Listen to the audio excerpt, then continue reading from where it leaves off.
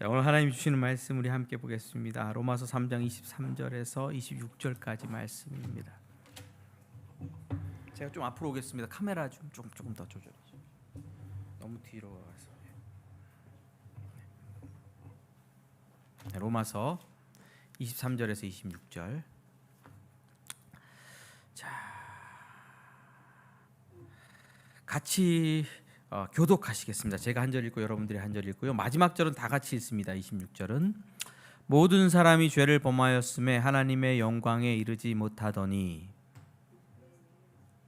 네, 예. 그리스도 시작.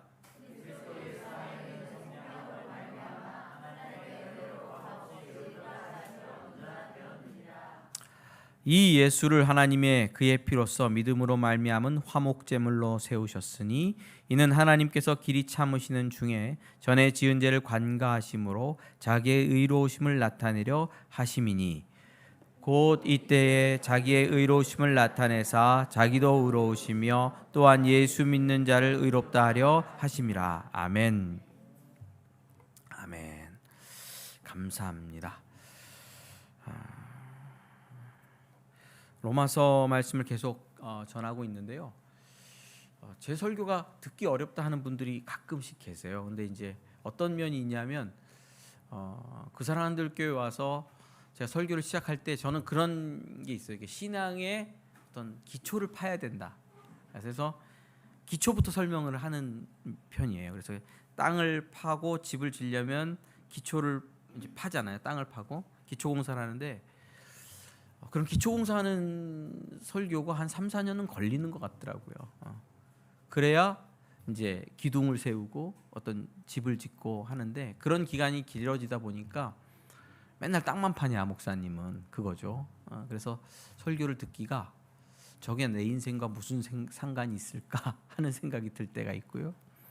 그리고 또 제가 이제 설교를 할 때 특징이 뭐냐면 이렇게 퍼즐이 있다 그러면 한 번에 이 퍼즐을 다 보여주는 식의 설교가 아니고 한 조각씩 보여주는 식의 설교예요. 그래서 설교를 10번을 들으면 요만큼의 모양이 좀 보이는. 그래서 한 3년 설교를 들으면 요런 모양이구나 어느 정도 이제 좀 보여지는 그런 형태이기 때문에 저는 여기를 설교하고 있는데 요쪽 면에 대해서 질문하시는 분들이 있을 수 있거든요. 근데 요쪽 면을 설명하고 있기 때문에 이쪽 면에 대해서 질문하면 답이 좀 잘 안 나옵니다. 그래서 어려울 수도 있고요. 그런 면이 있어서 좀 들으실 때에 조금 주의를 기울이시면 좋겠고 적극적으로 질문을 좀 해주시면 저랑 개인적으로 또 만나서 그런 부분들에 대해서 깊게 나누면 어느 정도 또 답은 얻을 수 있습니다. 또 한 가지 설교를 들으시면서 오해할 수가 있는 게 어떤 때는 제가 논리적으로 설명을 하잖아요. 논리적으로 설명하는 이유는 이걸 통해서 논리를 잘 정연하게 설명하면 하나님의 살아계심이 증명되고 하나님을 누군가 믿게 될 것이다 라고 생각하실 수가 있는데 전혀 그렇지는 않습니다. 제가 논리적으로 얘기하는 것은 우리의 믿음의 내용이 무엇인가 하는 것을 더 풍성하게 설명하기 위함입니다. 그래서 나는 무엇을 믿고 있지? 아직 잘 모른다면 내가 믿고 있는 내용이 무엇인지를 우리 교회에서 배워갈 겁니다. 그래서 믿음의 내용이라는 게 이게 두꺼워요. 이게 믿음의 내용이잖아요. 근데 여러분들 얼마나 알고 믿으세요? 믿음의 내용이 없어요. 우리 한국 교회 성도들은 내가 뭘 믿는지를 잘 몰라요. 그냥 예수님이 십자가에서 죽었고 날 구원해 줬다. 아멘. 끝이라는 거죠. 그럴 거면 하나님이 왜 이렇게 두껍게 써놨어? 그럴 이유가 없잖아요. 제가 설명적으로 설교하는 이유는 믿음의 내용이 뭔지를 전하려고 하는 바가 굉장히 큽니다. 감동, 예화, 또 어떤 선포의 차원보다도 주로 설명과 이해시키기 위해서 노력하는 이유는 이 성경의 내용, 풍성한 믿음의 내용이 무엇인지를 알려야 되겠다 하는 생각 때문입니다. 왜 그렇게 하냐? 제가 50년 신앙생활 했잖아요. 돌아 굉장히 많은 고통을 당했어요. 어떤 때는 은사파, 성령파에 속해서 불 받았다가 어떤 때는 그런 거 다 없다 하는 파 쪽에 가서 냉랭히 식었다가 뭐 세계 선교하자 하는 파에 속해서 달려 나갔다가 교회 부흥시키자, 제자 훈련하자, 교회 중심적인 교회에서 몸 담았다가 이리저리 뒤집어지는 신앙생활을 50년 했습니다. 여러분 짧은 기간은 아닙니다. 하나님이 살아계시고 어떻게 하면 복 주실까 하는 문제에 대해서 대여섯 살 때부터 생각했으니까 그때부터 진짜 심각하게 고민했어요. 초등학교 1학년 때 화장실에서의 기억이 아직도 저는 기억나요. 두루마리 휴지를 제 키만큼 끊어갖고 항상 들어가요. 우리 어머님이 싸다고 꼭 누런색 화장지를 사셨어. 그때는 무슨 환경운동할 때도 아닌데 참 전략하셨어. 나는 뽀삐 하얀색 휴지 써봤으면 좋겠다 그런 생각을 했었습니다. 내 키만큼 두루룩 말아갖고 화장실 들어가서 앉아서 생각했습니다. 다윗은 왜 죄를 지었는데도 버림받지 않았고 사울 왕은 죄를 짓고 버림받았을까? 왜 그래요? 왜 그럴까요? 오늘은 뭐 그거에 대한 답을 얘기할 건 아니지만 그거 문제 해결하는데 40년 거예요. 40년. 돌아와서. 왜 그래요? 왜 다윗은 범죄에도 하나님 용서해 주셨고 사울 왕은 왜 버림받았어요? 왜 그래요? 그러니까 그때부터 지금까지 죽자사자 달려와서 제가 느끼는 건 기초공사를 탄탄히 하지 않으면 이게 신앙이 흔들리고 이게 산으로 가는구나라는 것을 너무 절감한 거예요. 귀신도 내쫓아보고 뭐 말로 사탄아 물러가라 맨날 그러고 또 어떤 때는 하나님 뭐 음성을 들려주옵소서 목숨 걸고 기도하다가 별별 이런저런 신앙의 분파들이라고 말할 수 있겠죠. 그분들이 다 신앙이 없다 이렇게 말하는 건 아니에요. 근데 이리 쏠리고 저리 쏠리다가 지금 중심을 계속 저도 잡아가고 있고 우리 교회가 어떤 때는 이쪽으로 좀 갔다가 어떤 때는 이쪽으로 갔다가 교회도 이렇게 하면서 앞으로 나아갑니다. 하나님의 인도하심 따라서. 그래서 지금은 로마서 말씀을 들으면서 좀 건조한 논리적인 설교를 듣고 있다 하는 것을 기억하시면 좋겠습니다. 오늘은 그냥 기분도 그렇고 그러니까 제가 죽을 뻔한 경험을 한번 말씀드리겠습니다. 많이 죽을 뻔했지만 초등학교 때 3학년 때 저는 자전거를 너무 갖고 싶었는데 우리 이모님이 결혼하시면서 저한테 자전거를 사줬어요. 이모가 결혼하는데 왜 나한테 자전거를 사줬는지 나는 이해가 지금 생각해보니까 이해가 좀 안 됩니다. 삼천리 자전거 완전 진짜 무거운 거 있잖아요. 어른용. 3학년한테 어른용을 사줬어. 그래서 안장에 못 타요. 그래서 여기 이게 프레임이 있으면 다리를 이렇게 옆으로 끼워 이렇게 탔어. 옛날 이렇게 타고 다녔어. 그거 타고 제가 면목동 살았는데 중화동도 가고 전농동도 가고 청량리도 가고 모험의 시작. 자전거를 타니까 내 인생의 반경이 넓어졌어요. 차가 있었으면 동해까지 타고 다녔을 텐데 그때 차는 운전할 수가 없으니까. 근데 그 자전거를 타고 내가 잘 가던 데가 있었는데 중랑천 뚝방을 그렇게 잘 갔어요. 중랑천 뚝방이 굉장히 높아요. 한 2층에서 3층 정도 높이는 될 거예요. 뚝방이 이렇게 각도가 진짜 이래요. 뚝방이 제 방이 그리고 여기 길이 있죠. 그리고 길로 자전거를 늘 타고 다녔어요. 그 뚝방은 제 인생의 해방구. 어릴 때는 가서 그 중랑천 가서 불장난 그리고 옆에 그 무 심어놓은 거 뽑아다가 먹고 친구들이랑 그리고 뚝방 자전거 타고 다니고 뚝방에서 하여튼 뭐 야구도 하고 놀고 항상 거기서 모였으니까 뚝방은 또 쭉 뻗어 있으니까 너무 좋아요. 자전거 타기 쫙 타고 매일매일 타는 데인데 그날도 아무 생각 없이 뚝방에 자전거를 타고 몰고 와서 쫙 달렸습니다. 쫙 달리고 있는데 갑자기 자전거가 뚝방 옆으로 확 쏠리는 거예요. 제빙기 좀 꺼주십시오. 확 쏠리는 거예요. 제가 나도 모르게 뚝방 이 옆에 가장자리로 자전거를 몰고 가다가 툭 떨어진 거예요. 어떤 느낌인 줄 아세요? 자이로 드롭. 확 떨어지는 거예요. 확 그냥. 그 가슴이 철커덕 내려앉으면서 어우 나 죽었구나. 어린 마음에도 거기 떨어지면 죽어. 한 3층 높이니까 쫙 떨어지면 그냥 끝장이에요. 근데 초인적인 힘이 나오더라고. 확 이게 이렇게 떨어지는 것도 아니고 일자로 그냥 팍 떨어지는 이렇게 팍 그냥 자전거 전체가. 근데 확 떨어질 때 가슴이 철렁 내려앉으면서 아 나 죽었구나 하는 순간에 페달링이 막 되는 거야. 만화에서 나오는 것처럼 이렇게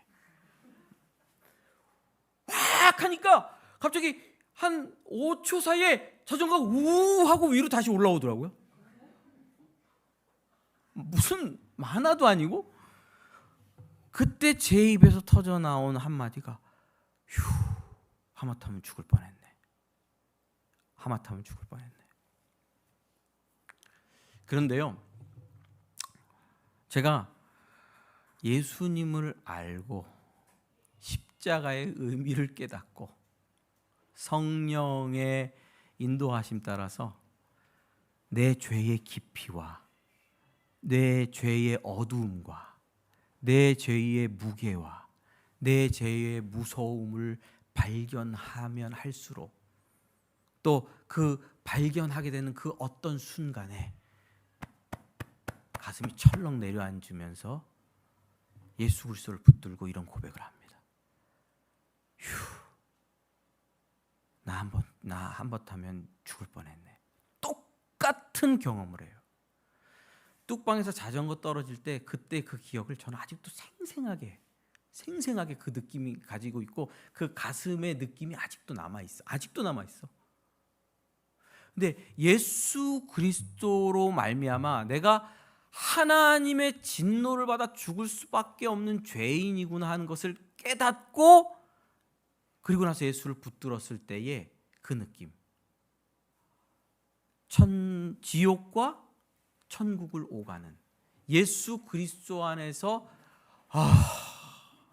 십자가 아니면 난 죽을 뻔했구나 라는 것을 가슴 깊이 경험하게 됐어요. 그 경험의 중심에 로마서 말씀이 있습니다. 로마서 말씀. 오늘 여러분들과 함께 나눌 로마서 말씀이 있어요. 제가 로마서를 쭉 설명하면서 여러분들의 죄의 깊이와 죄의 무게와 죄의 무서움이 어떤지를 알았으면 좋겠어요. 그 죄로 말미암아 하나님께서 뭐 하신다고요? 계속 심판하시고 진노하신다라고 말씀하셨잖아요. 그 심판과 진노의 두려움이 어떤지를 깨닫고 예수 그리스도로 말미암아 우리에게 주어지는 은혜와 평강이 얼마나 좋은 것인지 발견했으면 좋겠어요. 이게 설교 다 끝난 건데 오늘 이 내용이에요. 오늘 23절에 이렇게 시작한다잖아요. 모든 사람이 죄를 범하였으며 하나님의 영광에 이르지 못하더니. 죄를 범하였다 매우 부정적입니다. 민경이 친구가 교회 왔다가 그랬다며 맨날 진노와 심판에 대해서 죄인이다 하는 얘기를 듣고 굉장히 고민하며 돌아갔답니다. 첫날 우리 교회 온 날 해필 그 선교랑 연결돼가지고 이해가 됩니다. 참 죄송하기도 하고 부정적이에요. 하나님의 영광에 이르지 못하는 부재와 고통 가운데 있죠. 근데 하나님의 도움을 못 받으니까 그냥 내 도움을 받고 살면 된다 이게 아니죠. 죄인이로 말미암아 하나님의 진노를 받아야 되죠. 하나님의 진노에 대해서 1장 18절부터 3장 26절 사이에 4번이나 나옵니다. 하나님의 진노가 불의로 진리를 막는 사람들의 모든 경건치 않음과 불의에 대하여 하늘로부터 나타나나니 2장 5절 다만 내 고집과 회개치 아니하는 마음을 따라 진노의 날 곧 하나님의 의로우신 심판이 나타나는 그날에 이 말 진노를 내게 쌓는도다. 여긴 2번이나 나와요. 오직 당을 지어 진리를 따르지 아니하고 불의한 자를 따르는 자에게는 진노와 분노로 하시리라. 그러나 우리 불의가 하나님의 의를 드러나게 하면 무슨 말하리요? 내가 사람의 말하는 대로 말하노니 진노를 내리시는 하나님이 불의하시냐? 죄인은 그저 하나님에서 떨어져 있는 도움을 못하는 정도의 사람이 아니라 적극적으로 하나님의 진노를 받게 됩니다. 하나님의 그 진노와 심판은 정의로운 거다라고 제가 여러 번 설교에서 말씀을 드렸기 때문에 그냥 넘어갑니다. 그러면 진노를 받는 사람은 어떤 존재죠? 하나님의? 두 글자로 뭐라고 부를 수 있을까? 세은아?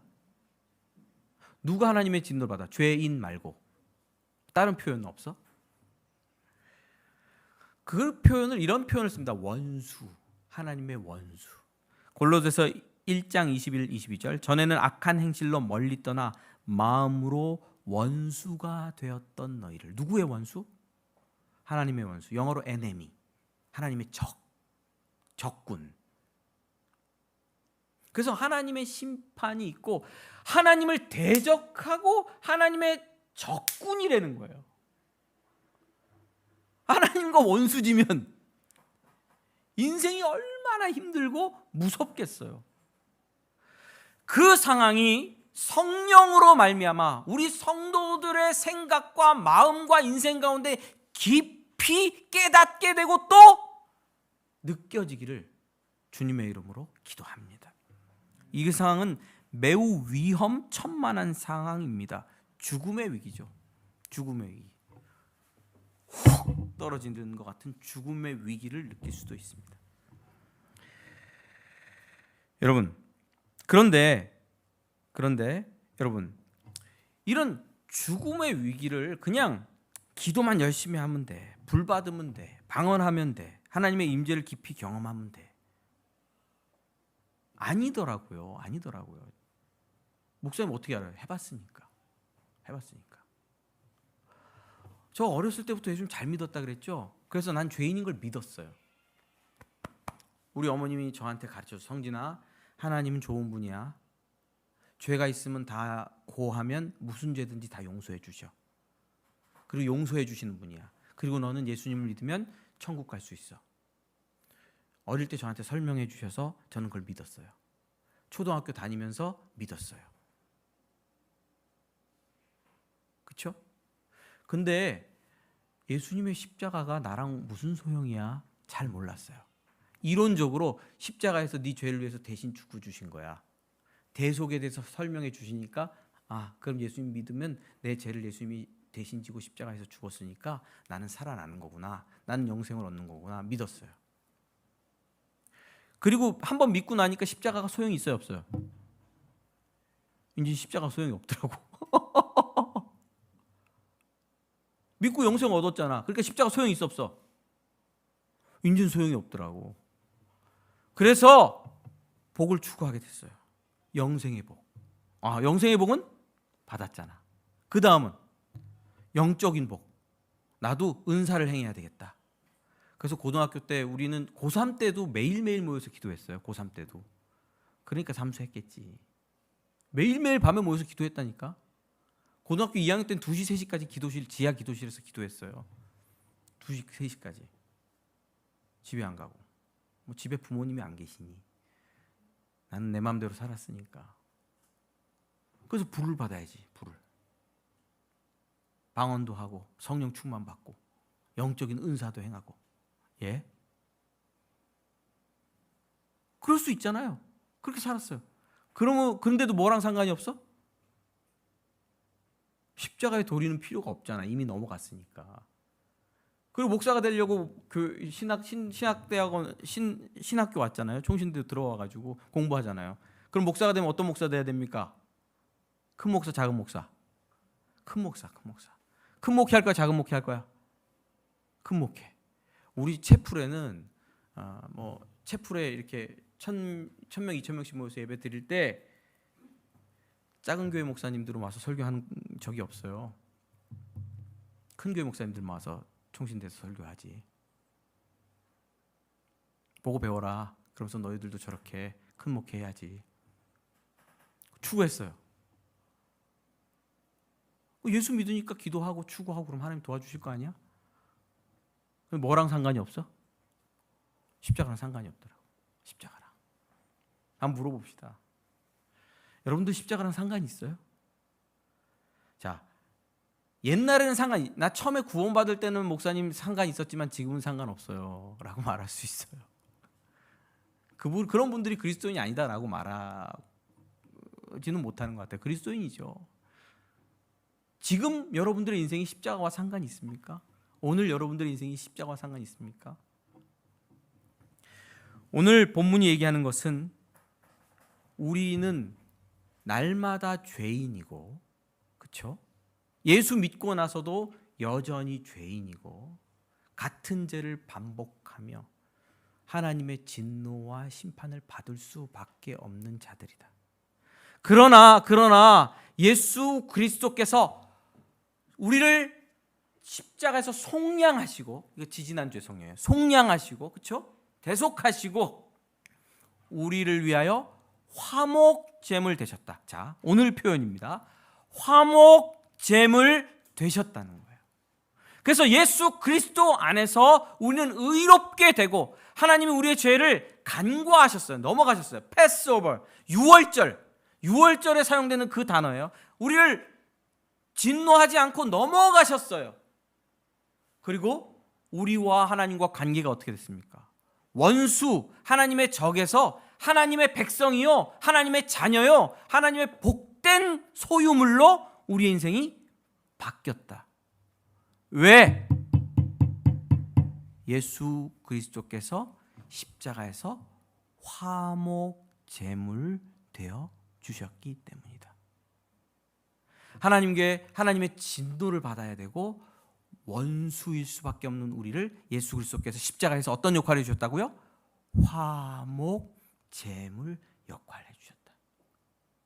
오늘 우리가 하나님께 나아가서 간구하고 기도하고 어떤 때는 원망도 하잖아요. 하나님, 요럴래면 왜 나를 개척하라 그랬어? 제가 그런 기도를 한다니까요. 요럴래면 좀 복을 줘서 성도들도 많이 모이고 성장해야지. 5년 동안 요럴래면 왜 나를 개척시켰어? 원망하잖아요. 하나님 원망할 수 있는 건 어떤 관계입니까? 화목한 관계예요, 원수된 관계예요? 한번 물어봅시다. 이건 화목한 관계예요. 하나님 내 아버지니까 내가 이런 기도를 하는 거예요. 내 아버지니까. 근데 그 화목하게 되어 이런 기도를 할 때 요럴래면 왜 날 낳았어? 라고 대들 때 나는 뭐를 믿는 믿음? 예수 십자가를 믿는 믿음 안에 있다는 것을 내가 확신해요. 그가 내 인생을 위하여 하나님과 화목해 하는 화목제물로 십자가에서 죽었다는 것을 여전히 믿고 그 은혜가 넘치고 있기 때문에 하나님 앞에 그렇게 나아갈 수 있게 되는 거예요. 십자가는 믿으십시오. 여러분들을 하나님의 진노에서 벗어나게 합니다. 하나님과 화목하게 합니다. 믿으십시오.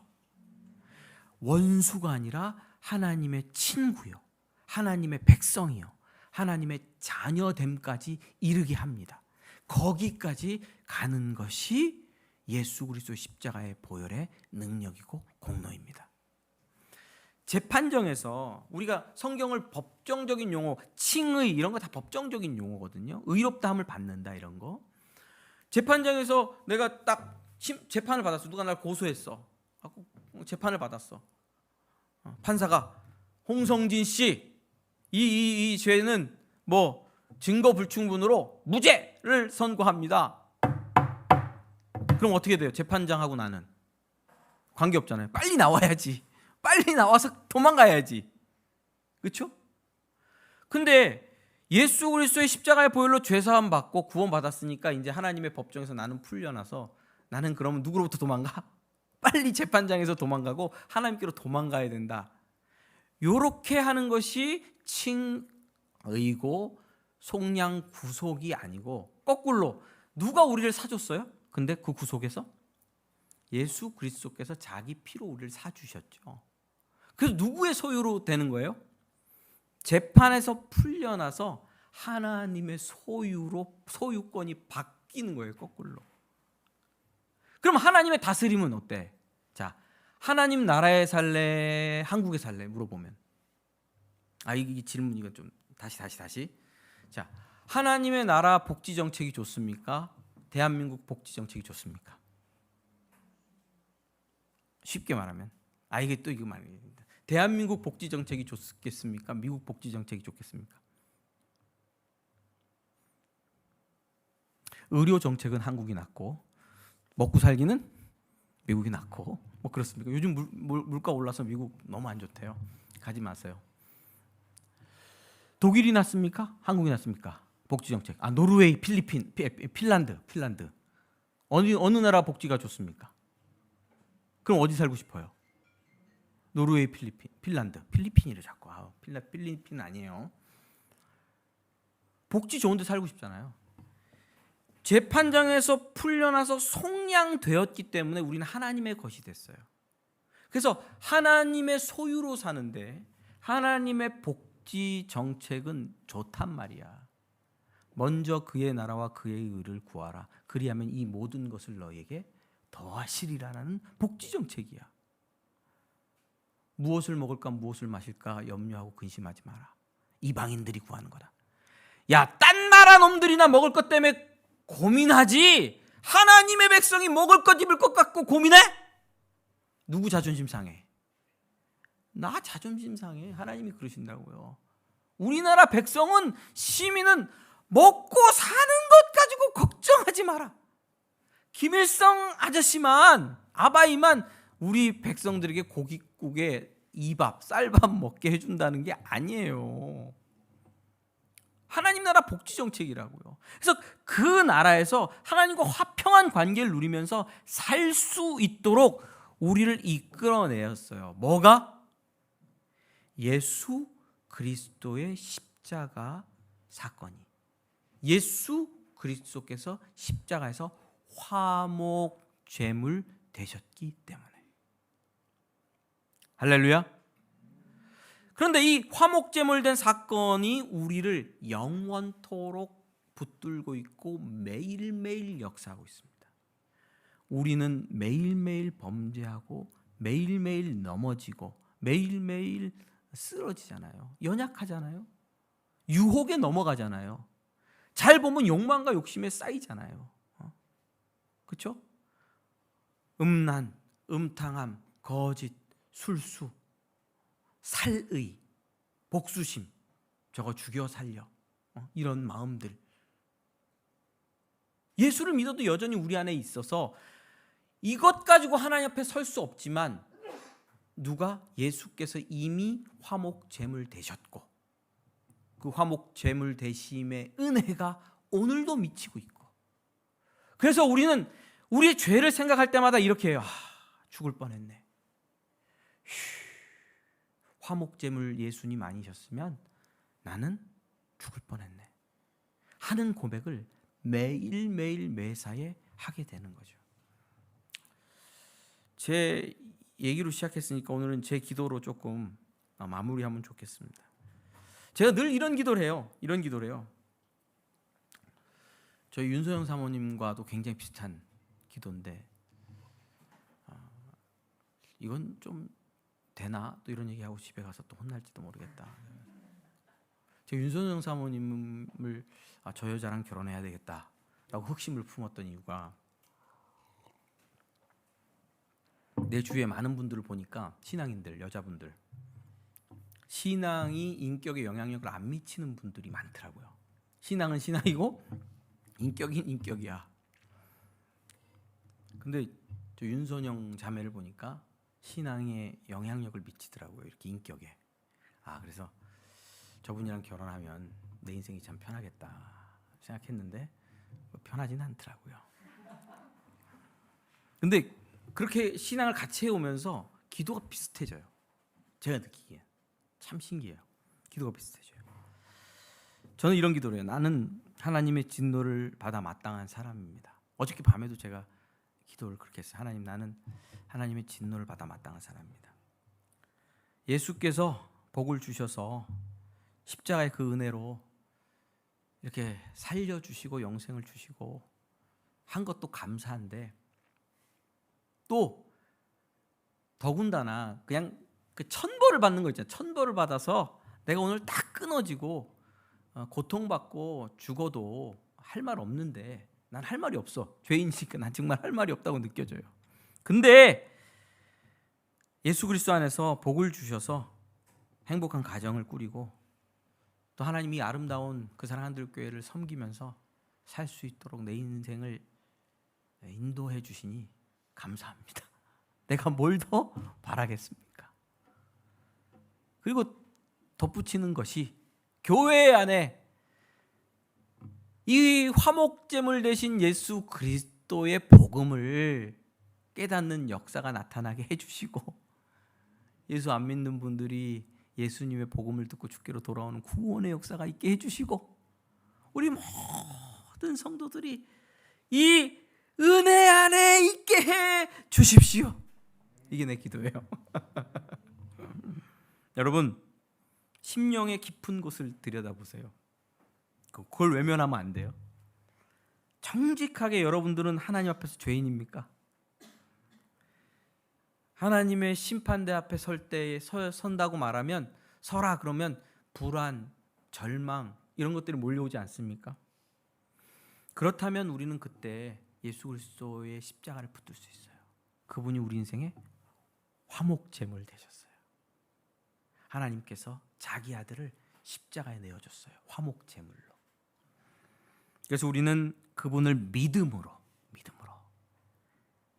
안식, 평안 그걸 더 넘어서서 하나님 앞에 나가서 복을 주십시오.